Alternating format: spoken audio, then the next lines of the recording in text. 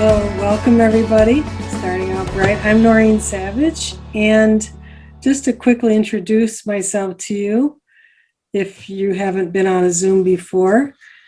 2 years ago, about at this time, I was contemplating trying out Bright Line Eating. I had found out about the program from a friend of mine on Facebook. She posted that she had lost 57 pounds in 1 year, and I thought, wow, how did she do that? She said if anybody was interested to just private message her and we could start a conversation. And so I quickly went over to my messenger and she proceeded to tell me, and if you're new, Bright Line Eating has 4 bright lines: no sugar, no flour, 3 meals a day, and weighed and measured portions. And when my friend Lori told me that, I thought there was absolutely no way I could even attempt anything like that. But we got together, we chatted, I got more information, and I just let that percolate in myself for a little bit, because what was going on for me was pain. I was 270 pounds, 5'2", and I had massive pain in my knee, swelling of feet, my back hurt. You know, if you've been this kind of weight, you probably have experienced some of this too. And that pain, now I look back at and I'm grateful for, because it gave me the willingness to try something so drastic. And yeah, I'm just really grateful for it.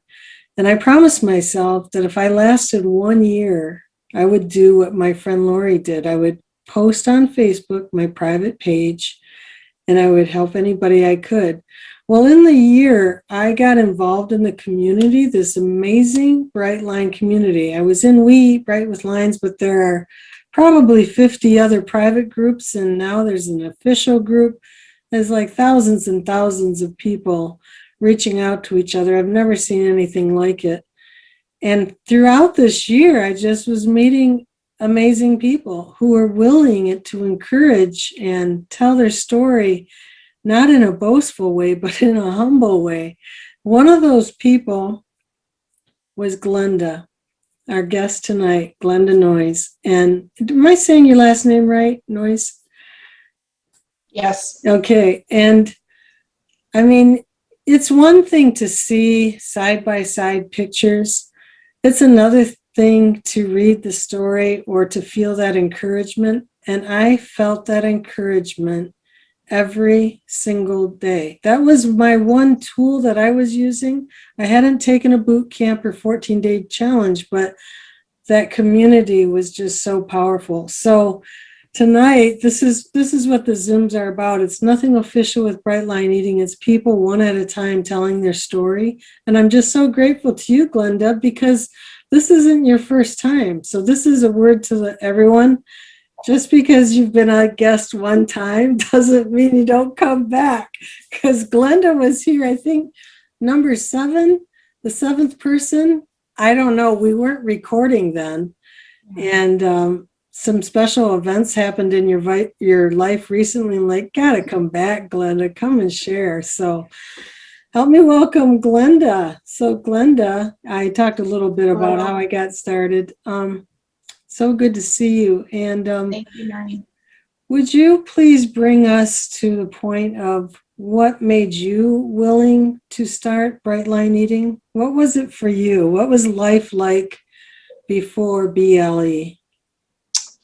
Yeah, so I had struggled with my weight, done the roller coaster and the myriad of different dieting tricks pretty much my whole adult life. I had struggled with anorexia and bulimia in high school, and then as an adult, really just, I didn't so much engage in that, but I didn't know how to eat like a healthy person. And so I did a lot of overeating and binging, and,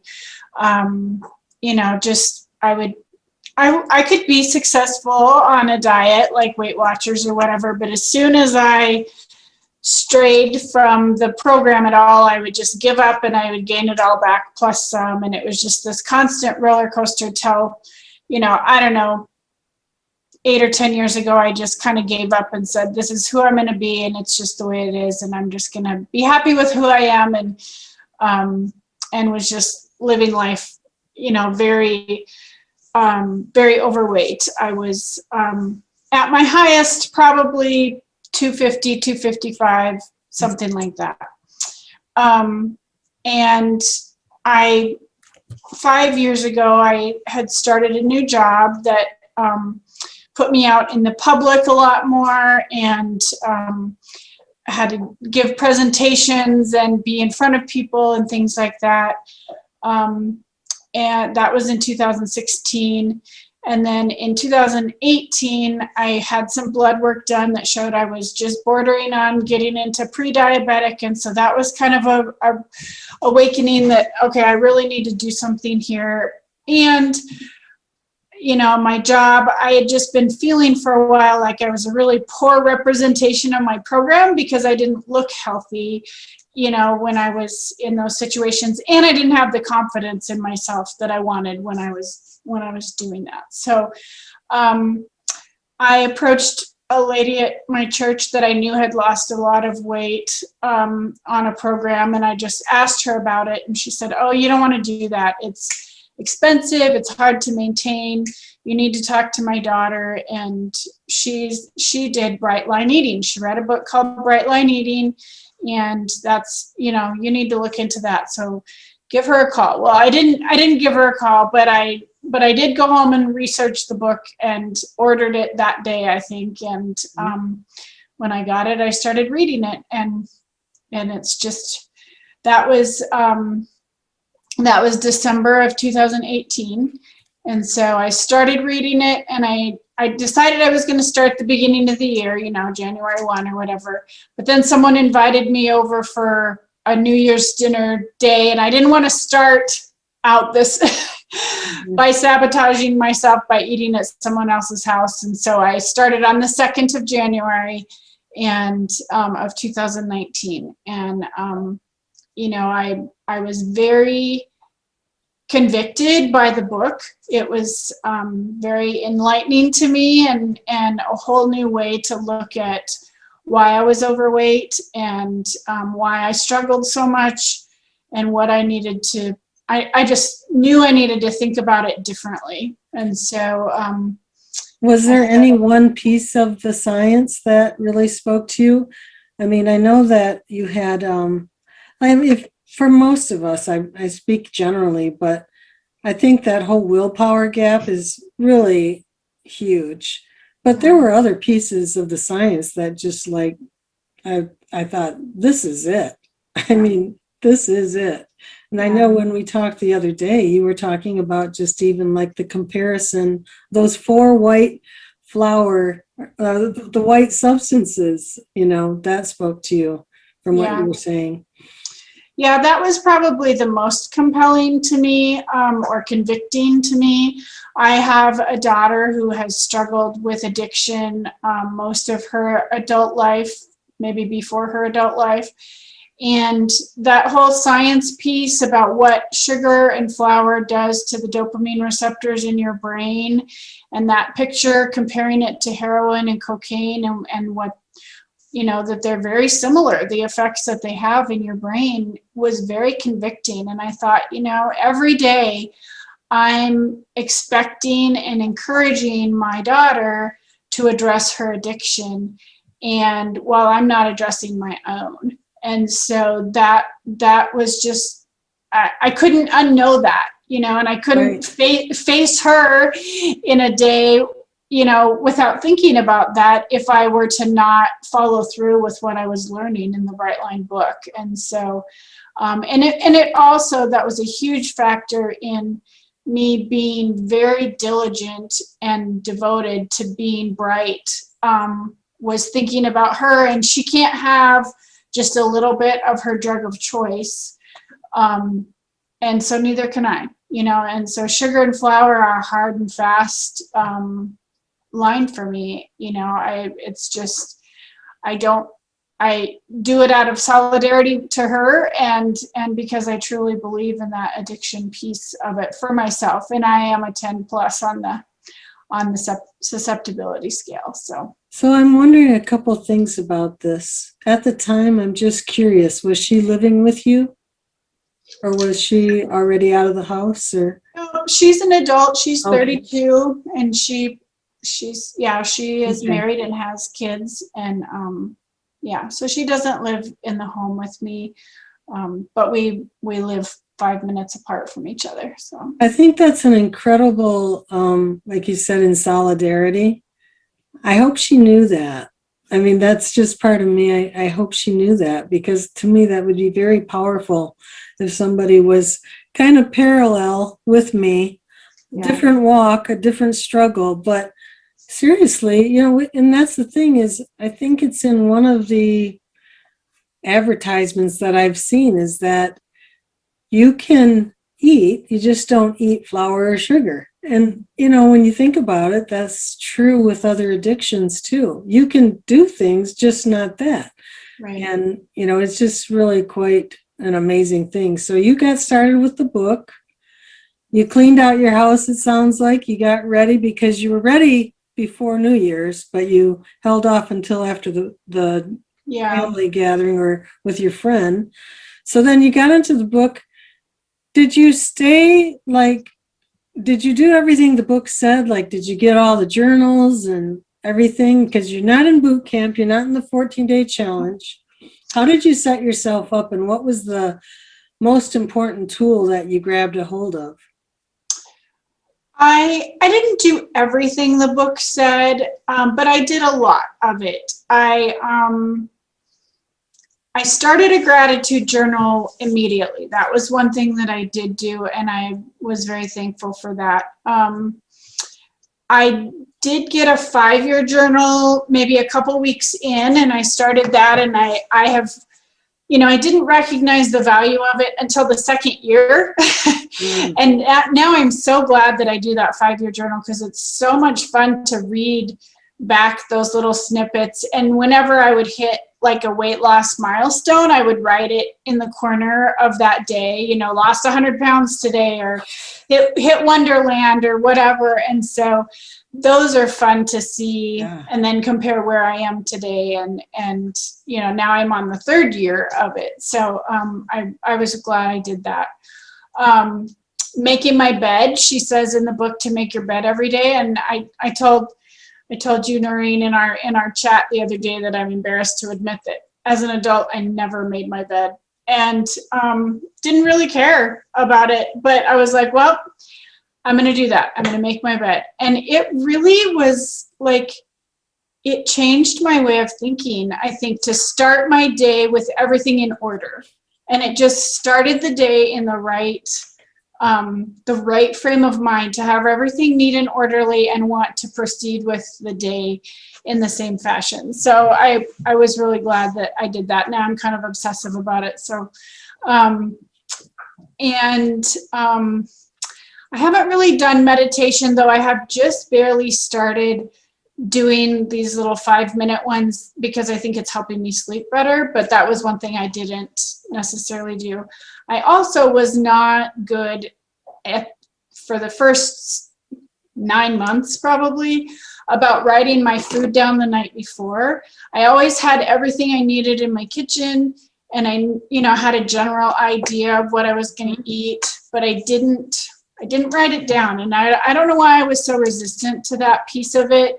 I think because I felt like if I had to vary from that for some reason, if I got called into a work lunch or something like that, then it really, I got obsessive about breaking that commitment. And so it was just easier to just not do that.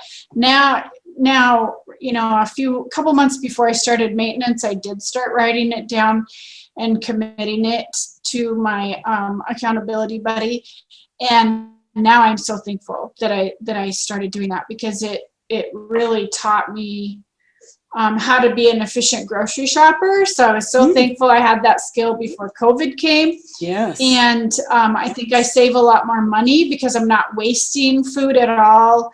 And, I'm not running to the grocery store every day. I've got my whole week's menu planned out, and I go shopping once a week and top off vegetables throughout the week if I need to. But yeah, so those are the most. I thought it was interesting, and you shared the meal plan that you now do like the whole week. Mm-hmm. And you were saying that you make your list on Thursday. Yep. You shop on Friday. Okay. And now you got the goods for Saturday. And it's kind of interesting because just a few days ago, somebody mentioned it. I don't know who, I would love to give credit, but they had a discussion in in the groups about it's really a great idea to shop not on Saturday. Like, be ready for Saturday, because sometimes we give ourselves permission, like thinking, I can go a little off track. Sunday is fun day, these kind of things. And this way, it's like when you bring new groceries in the house, you like start getting a plan together and you get excited. Do you do the meal prep then too? Yeah, I don't do a lot of meal prep. I do like item prep. Like I cook up big batches of protein, chicken breasts, or I get chicken sausages from Costco and cook the whole package of them, and then I chop them up and put them in 4-ounce packages in the freezer. I'll buy a big thing of hamburger and section it off into 5-ounce, because once it cooks down, it's 4 ounces. 5-ounce packages of ground beef in the freezer. And I always, if you saw the PowerPoint at the beginning, I always have this big tub of vegetables cut up in the fridge. But I don't do a lot of, I don't do the salad in the jar kind of prep usually. I make breakfasts ahead a lot of times. Like I'll make muffins and put them in the freezer. Mm-hmm. The other day, for some reason, I didn't plan out my bananas very well. And so I had a bunch of bananas that needed to be used all at the same time. So I made up a bunch of muffins and freezer breakfasts and stuck them in. So a lot of times I make my breakfasts ahead of time prep wise, but otherwise it's more like item prep that are things I can grab to put into, either cook into something or just take with me. So it sounds like you have pretty standard, when you do your menu, do you just kind of rotate it? Like, do you have standard things, or is it or like a theme? In weight loss, I had fewer things that I kind of rotated through. I had 2 or 3, probably 3 or 4 breakfasts that I kind of were my go-tos. I do have a really standard work lunch that I eat most days when I'm working, because it's just easy to take to work and I enjoy it. And so far I haven't gotten tired of it. If during COVID, when I was working from home, that was one of the fun things though, is I could cook a lunch, and so I got to make more recipes at lunch when I was working from home. But if I'm going to work, I have a pretty standard lunch that I take with me.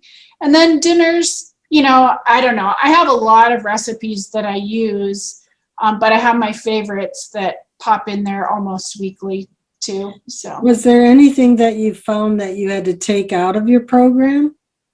Like a trigger yeah, wise? like sometimes people have peanut butter or nuts or anything like that, or grains. I haven't had to take anything out because it was a trigger for me. While I was in weight loss, I was really cautious about nuts, nut butters, bananas, and the starchy vegetables. I took the warnings in the book about those things to heart. Actually, I don't think she mentions bananas, but I just knew they were, they're higher on the glycemic scale and things like that. And so, I only did peanut butter and bananas and nuts, once or twice a week. I did more apples and berries and things like that. But now I eat those, I eat bananas or part of my fruit for breakfast more often than not has bananas in it and often has nuts or peanut butter. So now that I'm in maintenance, I have not restricted those things very much. But So let's talk about that just a little bit, about getting to maintenance. Did you feel like at a point, some people say, oh, I knew I had to stop now because I was hungry? Or did you just hit a certain number and say, when I get to that number and you hit it, I'm going to start maintenance? There are two ways to look at it. Like some start 10 pounds from that number. Some say, Yeah. I'm just too hungry. I've got to do it. What was it for you and how did you prepare for maintenance? There's just like this whole, kind of mystery around how it's going to work out for you. Yeah. It was hard. I was scared to death. I will say I was scared to death to start maintenance. I was like, no, maybe I'm okay just staying in weight loss because I've got it dialed in. But I decided from the beginning really that I wasn't going to start maintenance until I got to my goal weight because I was so afraid of not getting there, of starting maintenance and derailing or something and not getting to my goal. So I set my goal at 140. And I, as soon as I crossed over that, like 2 ounces the next day, I started maintenance. And I committed that to my friend Marcy, who's on here tonight.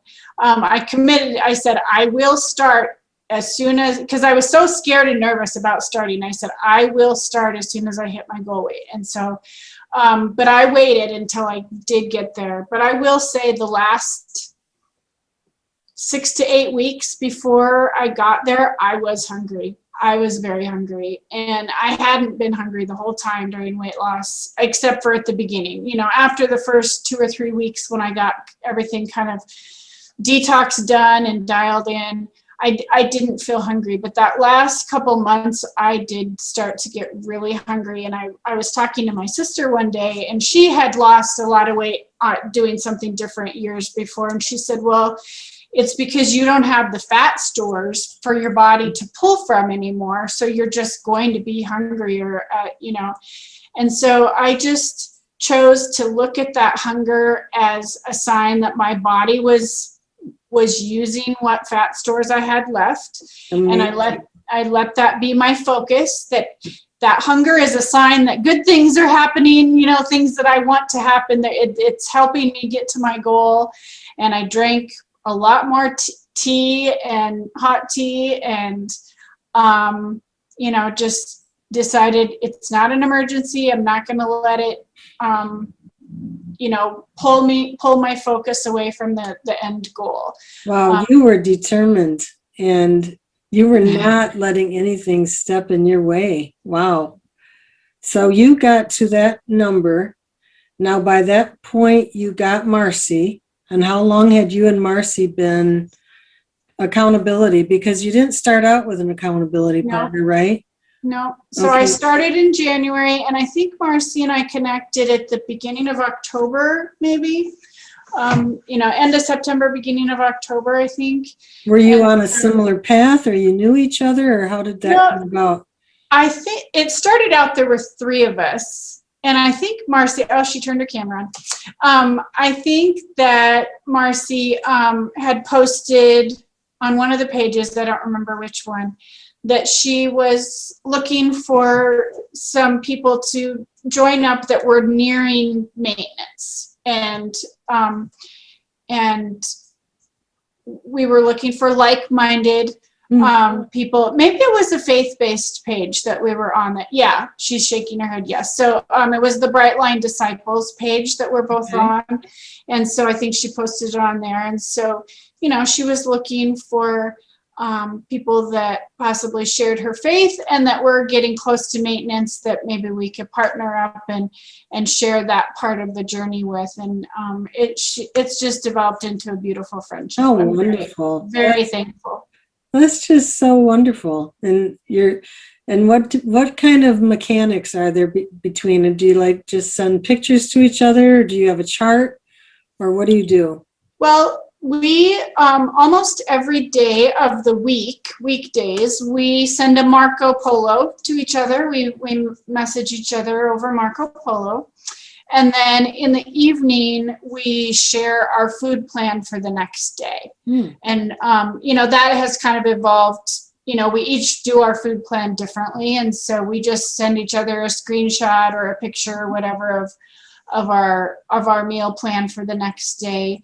And then if ever we vary from that, usually we check in and say, just letting you know this happened today, or, that kind of thing, to keep that accountability going. Or we talk about it in the Marco Polo the next morning. So.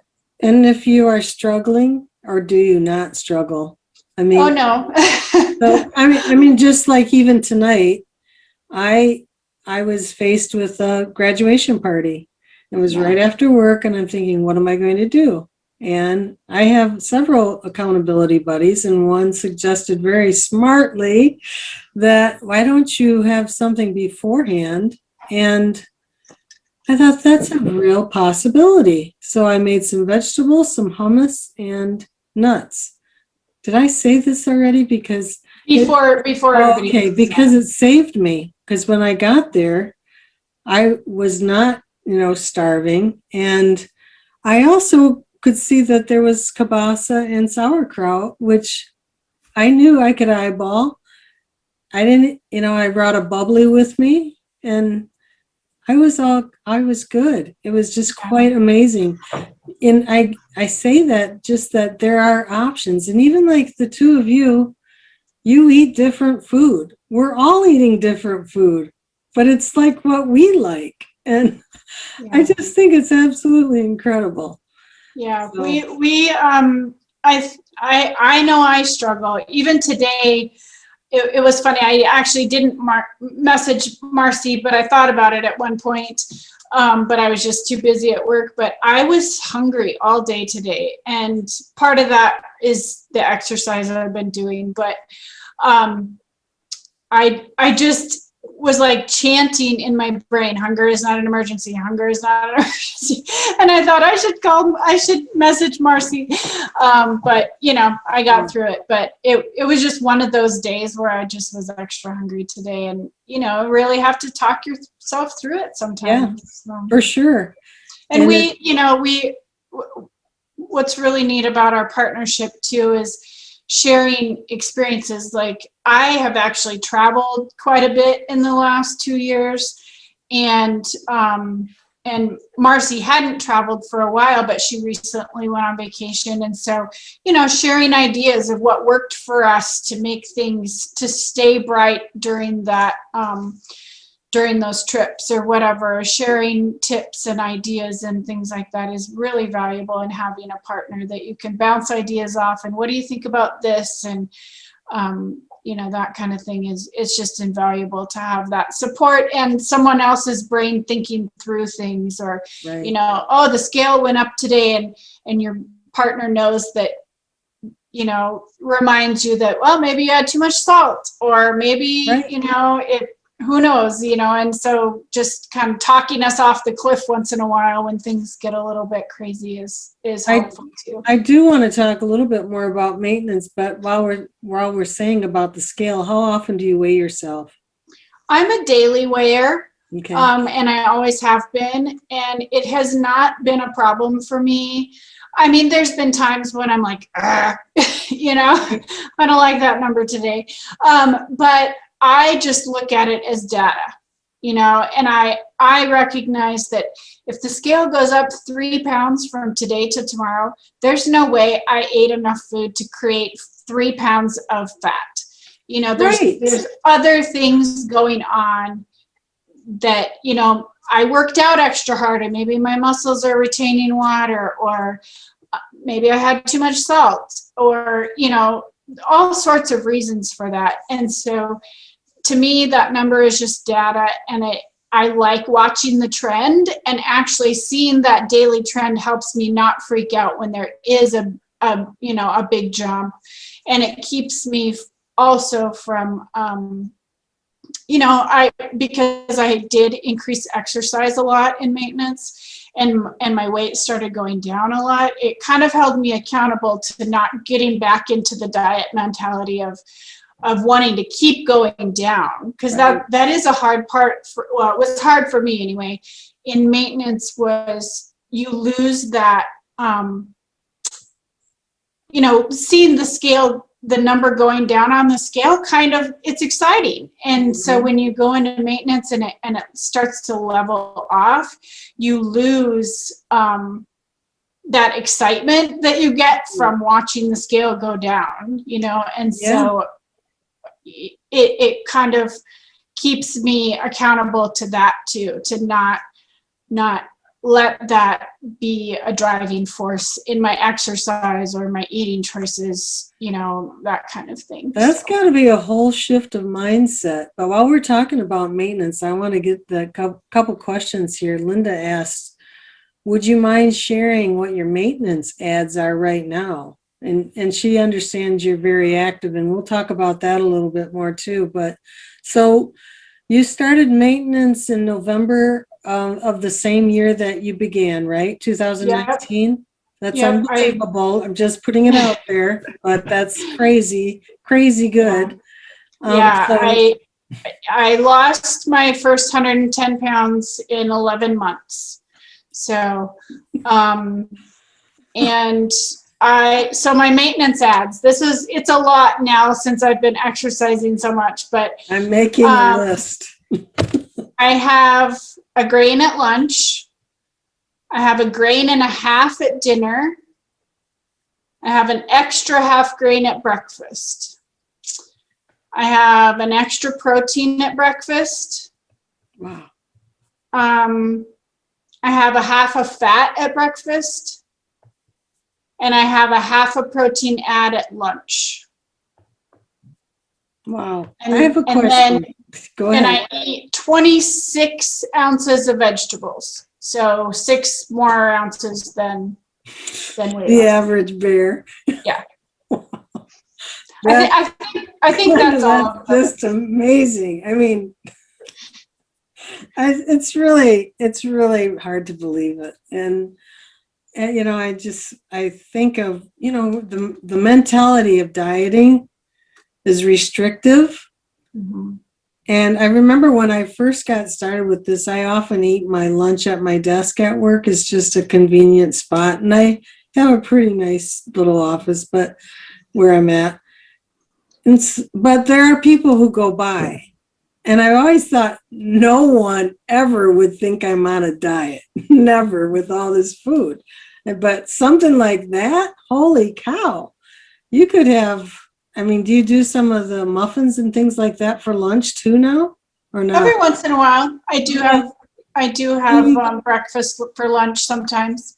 Yeah, I don't do it a lot, but sometimes just to change it up, or if I'm eating at home, and I have the ability, I do that sometimes. In fact, on my meal plan tomorrow, I have the blueberry lemon chia seed cheesecake or something. I can't remember what it's called. It's got a long name, but I'm going to make that tonight to take to work tomorrow because I'm tired of my work lunch this week. So Barb has a question here too. Have you lost more since you started maintenance? Yes, I lost another 10 pounds in maintenance after I started exercising. But like today, I think I was at 116 pounds lost. So my weight really bounces around a lot in a 4-pound range. So, but I did lose down. And that's why I added the extra half fat and the half protein at lunch, because I felt like I was getting too low when I started running consistently. And so one little question, because I remember you were talking when we talked the other day that your detox was headaches. Like you really had headaches. Did you give up coffee or something? We didn't talk about that. I did give up coffee during weight loss. I have added it back in. I have no idea why or how I even did that. But it's Just all of there. a sudden one day I was drinking a cup of coffee and I was like, where did that come from? But I did stop drinking coffee when I started to, I think because I didn't want to be tempted to put creamer in it and things like that. And so I gave up coffee immediately too, which did not help the headaches for sure. Well, that's what I wondered when you said that you added a half of fat. I thought maybe you used half and half or something for breakfast and had coffee. So you used something else. Okay. Yeah. That's really amazing. So I got to ask you, because the picture, the last I saw, and this is like, we've got to talk after you posted that you had a half marathon under your belt. That is mind-boggling to me that you go. It's mind-boggling to me. Holy cow. So can you bring us up to speed about how do you go from 2 years ago, you're starting out, you're now doing a half marathon. There's COVID in between here, like to even get out and exercise. I mean, unless you did it in your home. So how? Like, how did you start this process, and how much are you exercising now? Okay, so first of all, I want to say I led a very sedentary life. And I mean, I honestly can say I had never run a mile before. I mean, even in like high school PE class, when you had to run the mile for gym class, I would walk half of it. You know, I just was not an exerciser. But as I got close to maintenance, my body really felt like it wanted to move. Like I was like, I want to start exercising, but I also didn't want to derail my getting to my goal either. So I you know, I started walking extra and things like that. But that was one thing from the start of Bright Line Eating. I refused to use the elevator at work. I stopped doing that immediately too. I was like, I'm going to take the stairs. And so I had, you know, built up a little bit just from making that little change of using the stairs at work instead of the elevator too. But so I got to maintenance at the end of November, and in January, I thought, okay, in 2019, I lost this weight. 2020, my focus is going to be on, you know, my physical health and getting, you know, starting to exercise and building, you know, working on my heart and things like that. And so I just started walking every day. And after, you know, after about a month, and I live in Montana, and so we have some brutal winters sometimes. And I would, you know, I would like or walk a block, run a block, you know, and just would keep doing that. And I just slowly built up my endurance a little bit at a time and would start running a little bit. You know, maybe I would run 2 blocks and walk a block. And actually, I think COVID helped a little bit because I could still get outside if I was by myself. I don't live in a real populated area or anything. So I still could go for walks or, you know, get outside like that. And also I discovered Leslie Sandstone videos. If anybody's familiar with that, they're walking videos. So you do them indoors. And so I started doing those a lot too.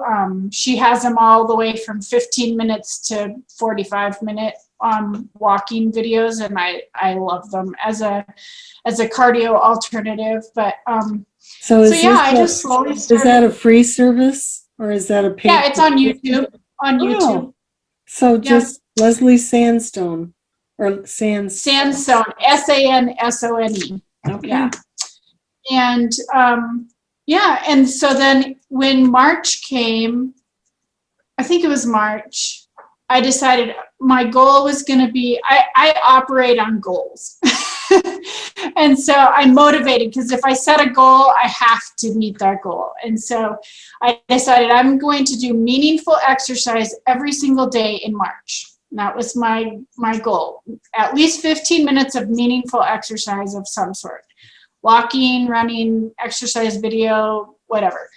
And so, and that's right when COVID hit and shutdown came. And I ended up having my grandson for an extended period of time in there because he couldn't go to daycare and I was working from home.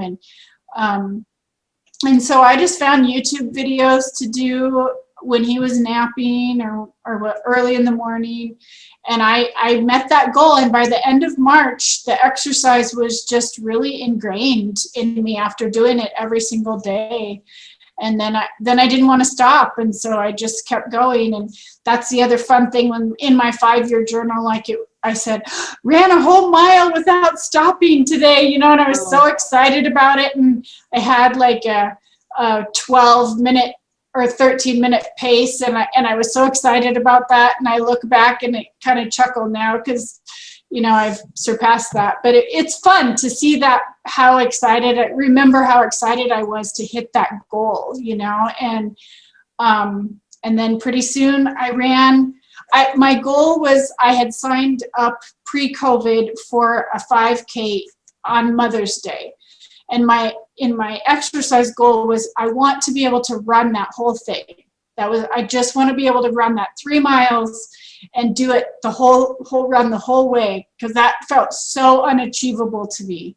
And so that's what I built up for. And I was able to do that even before that race came that didn't actually happen because of COVID. But and then I just kind of got the bug for it and continued on. And now a half a marathon. Yeah, my niece is a runner and she lives in Arkansas, and she called me a few months ago and said, Auntie, will you run a half marathon with me in Oklahoma? It's the Oklahoma City Bombing Memorial marathon and half marathon that they do annually. And I said, okay. I don't know if I can run 13 miles, but I'll try. I had never run more than 3 miles and at that point. And so it was probably more than 2 months ago, maybe January, that she asked me that. And so I just Googled training. You can get free training apps and things like that. And so I just started training for it. And I should say that half marathon's in October, and I got scared and I was like, I bought this plane ticket and now I don't even know if I can run 13 miles. And so I found a local half marathon because I wanted to at least do one first before I went to Oklahoma to do it and make sure I could really do it. So at the end of May, I ran that half marathon, and it was amazing. I just never in my wildest dreams would have imagined that could be possible, from morbidly obese to doing that. So, I think about all that you've shared already just tonight. And I just think about this evolution in you of, you're saying some things like, I didn't make my bed. Now I do it every day. You have this morning routine that sounds just very beautiful and peaceful. Like, didn't you say you also exercise in the morning too?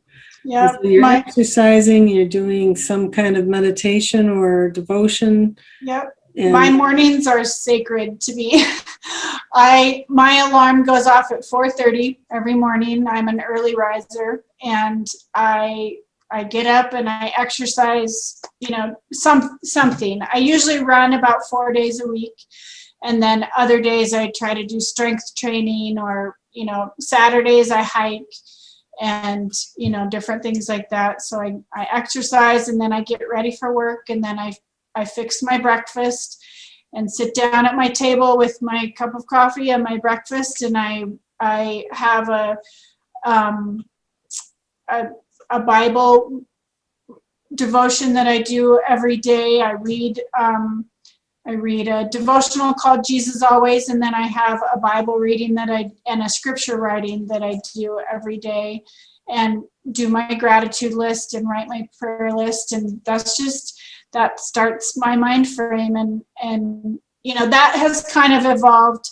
But again, Bright Line Eating changed every single aspect of my life. And when I started, Bright Line Eating right before I started, I also found a Bible that was, you could read it in a year. You know, it has the Bible divided into 365 days. And so Yeah. I had committed to doing that in 2019 too. And so that kind of changed my mind frame. And then that has kind of evolved into my other, my routine, but it's just really sacred.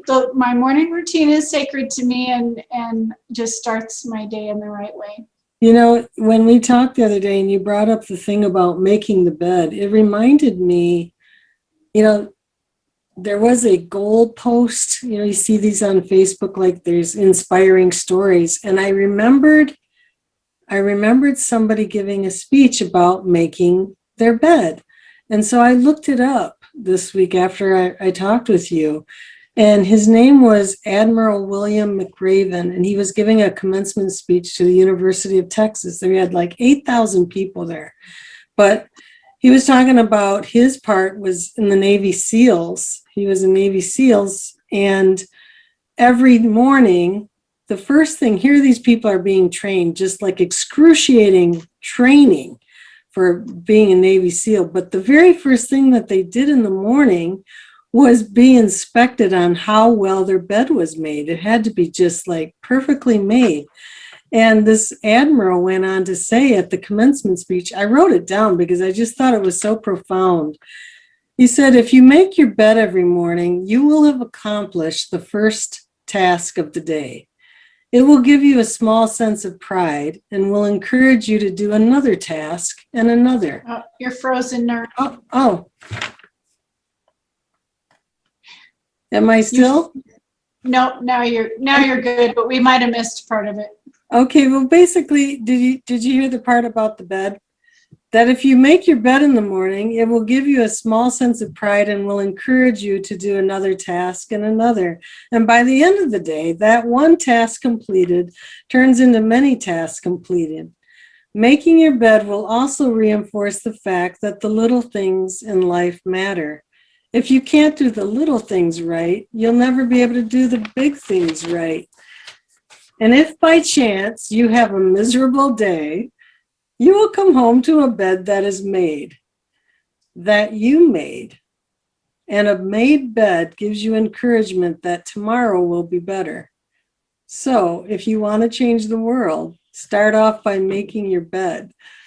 And I just, that spoke to me back then, but when you brought it up, I thought, wow, what a beautiful start to your whole morning routine.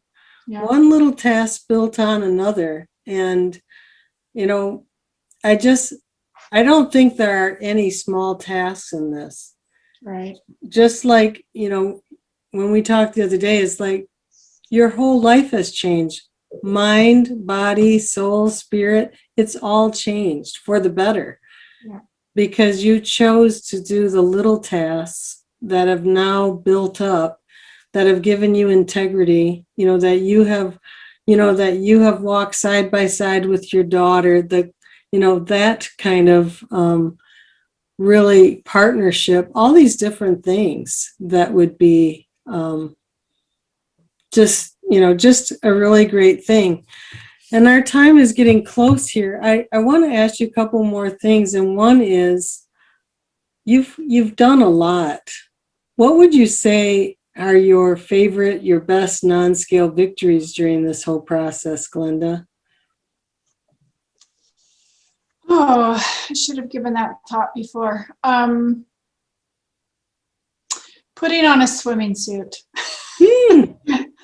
You know, one of my, and this makes me emotional, but one of my biggest regrets in life is not having just experienced life with my kids like that. You know, I refused to put a swimming suit on because I was embarrassed, and I always said, nobody needs to see that, you know, and you know, I feel like they missed out and I missed out because I didn't engage with them that way. And, you know, the first time I put on a swimming suit after starting Bright Line Eating and got in the pool with my grandkids was just amazing. You know, it was just like, okay, sorry, I'm getting emotional. I didn't do this for my kids, but I can do it for my grandkids. So I guarantee you, your kids are very proud of you. And I can't even imagine the people that have been impacted by you. Honestly, I know that I have. thank you. Absolutely.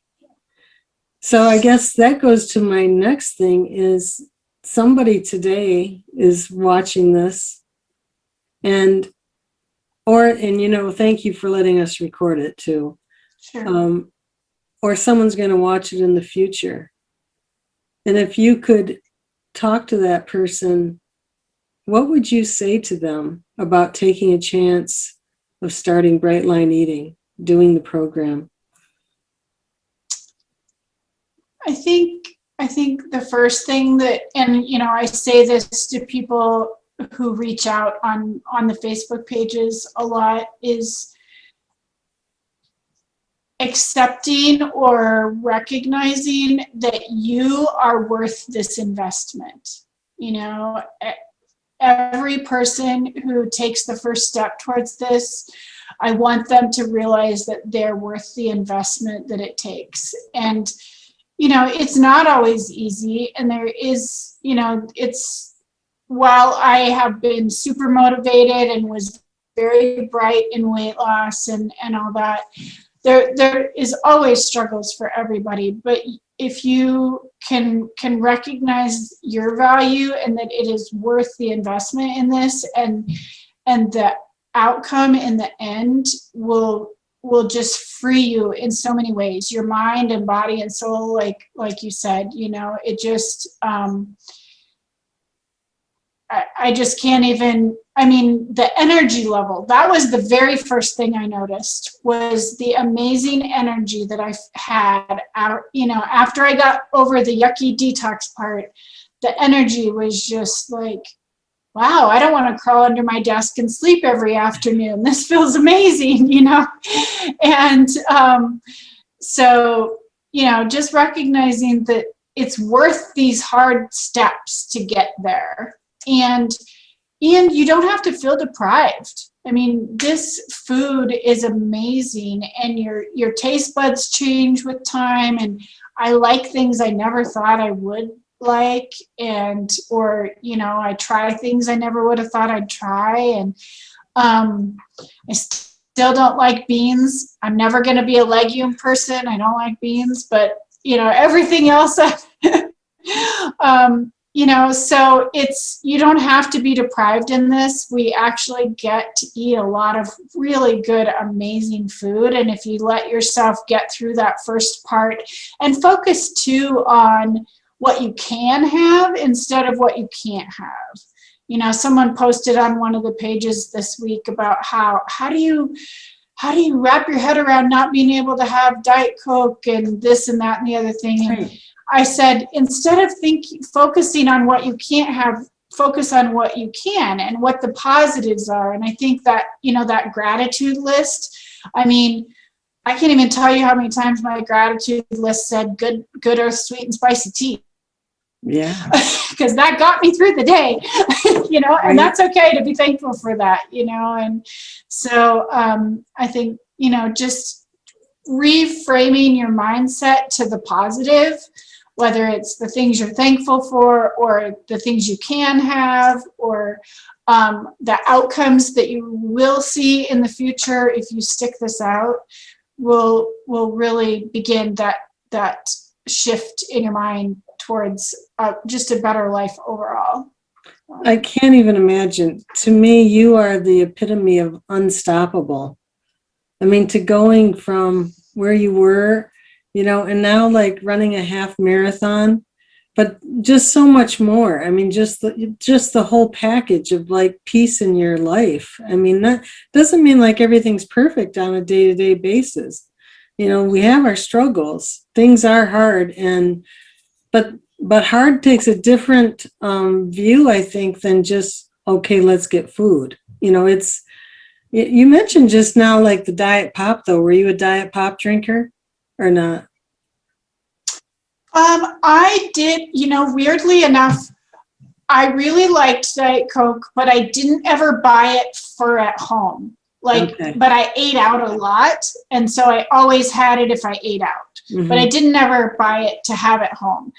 But that was the one thing I craved in the beginning more than anything. And I thought that was the strangest craving to have. And I still don't understand why. I mean, why was I craving Diet Coke of all things? Because it wasn't even something I had daily. And I'll never really know why. But really, for the first 2 months, that's what I craved. It was weird. You know what comes to mind too before we close? Something, you know, when we were talking the other day, your little grandson came up and you were going to take him to the zoo the next day, Matthew, and he was just like such a happy boy. And you said one day he asked you about fruit snacks, and that has stayed with me all week. Like, because what you just said about like you missed out with your children, Glenda. What you're teaching your grandchildren now is pretty amazing. But you got to share that cute little thing what he said about the fruit snacks. He was asking, he was either eating fruit snacks or asking for some. And he said something of, you know, Grammy, you don't eat fruit snacks, do you? You eat vegetables. You eat the vegetables. Vegetables. Just see. So, and he always says that, Grammy, are you eating your vegetables? And you know what? I doubt very much that you've talked about that much. But see, this is the part. They're watching. Yeah. They are watching. Your grandchildren are watching. Your children are watching. Your friends are watching. And it's not like you're like this boastful person. You're just living your life. But you know what? There's no stopping you now. There is no stopping you. And I can just feel that. What a great example to all of us. So I hate to close, but we're going to have to. Any last words, Glenda? Oh, I just, you know, I am happy to be a resource. If there's anybody new on here that has questions or anything, I'd be happy to do that. This is life-changing, and it is so worth it. I'm not going back. You know, I never want to feel differently than, you know, feel like you said, the aches and pains and all those things that I didn't even realize. You know, I thought it was because I was carrying this extra weight, but really a lot of that went away within a month of no sugar. So just the inflammation part of it, you know, and I don't ever want to feel like that again. So I just encourage people that, you know, if you're struggling or you know, just not sure that this is for you, that the investment is so worth it, and you'll be so glad in the end that you kept on. So. And get in the community. Get in Yes. we have the Starting Out Bright private group. There's the official group that's a public group. We Eat Bright with Lines, the newbies group, Joyful Newbies. There are so many, the recipes group. There are so many great spaces for you. So yeah, the support on here is amazing. I mean, Linda's on here, and yes. You know, someday I'm going to meet you people in person and hug you. But I just, you know, it's just such a supportive community that, like, I've never met Marcy in person, but she truly is one of my very closest friends. And I am just so grateful for Brightline just for bringing me her, you know, or you, Noreen, or Linda, you know, it's just, it's just so great. It makes my day to get on and see posts from my people. So, yes. Yeah. So everyone, you know, let's stay connected. Thank you so much, Glenda. Thank you so much. And thank you, everyone, for being here. And this is what it's about, helping each other, and then that we can be of service to each other in the world. So I am going to close as I do each week. Good night. Stay bright and don't let the bed bugs bite. Good night, everybody. Yeah. So, Glenda, would you like to play 3-Question Thursday? Sure. All right. 3-Question Thursday. First question. Let's see. All right. You really rocked it. You got going in January of 2019. Was there anything though that you wish you would have done? That Yes. is there? Okay. This is my number one that I wish I would have done and will always regret that I didn't, and that was taking measurements. Ooh. I didn't take measurements at the beginning, and I wish so much I could say I lost 12 inches off of something or, whatever. So Yeah. I really would encourage people I always encourage people to take those measurements, and also to note, because at the point that I did take measurements and then I took them again, I wasn't exactly sure where did I put that measuring tape, so kind of having a good reference for where you placed it if you do take them. So yeah, that's what I would encourage people to do at the beginning that I didn't do. Okay, well, I'm going to follow up with that with question number 2, because this is just going to pique my interest now. It has. So you did lose a lot of inches. I can tell you that from the pictures. What were the sizes that you went from?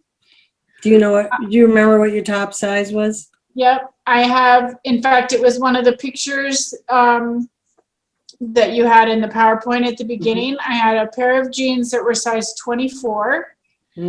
And I was wearing I was most comfortable in like a 3X shirt. I did kind of hide in my clothes, so those were maybe a little bit big, maybe. But I had 3X and 4X shirts and 22, 24 pants. And I'm wearing a size 4 jeans now, and a small or medium shirt. So that's incredible. So, okay, third question. And this is just, I got to ask a food question, because you do all this meal prep and meal planning. And we all have, do you know what today is? National Eat Your Vegetables Day. So what is your secret or special vegetable dish that you use, or is one of your go-tos? My favorite dish? Like something you make so easily now. Well, my very favorite vegetable is jicama. But my favorite dish, I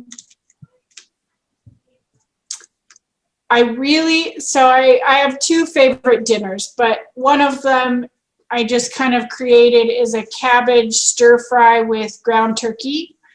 And since I am in maintenance, I do usually eat it over rice, but I've eaten it without the rice many times too. But I just saute up cabbage and onions and mushrooms with a bunch of spices, whatever, usually cumin and Italian seasoning. And I usually throw in something a little bit hot because I like spice. And then I add ground turkey that I've cooked up, and put toasted sesame oil as my fat over the top of it after it's cooked. I don't cook it with it because it maintains its flavor better if you just pour it on after.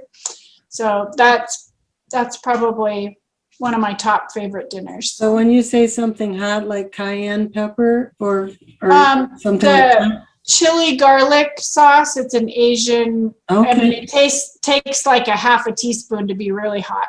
Okay. Well, this is great, Glenda. Thank you so much, and thank you for playing 3-Question Thursday. You're welcome. It was great to see everybody. I wish you all the best. Next time we get together, we'll probably be at your full marathon. Instead of the half marathon. I don't have time to train for that. I think I'll stick with the halves. Okay. Well, wishing you all the best, and thanks again. Thanks, Noreen. Good night. Good night, everybody. Stay bright.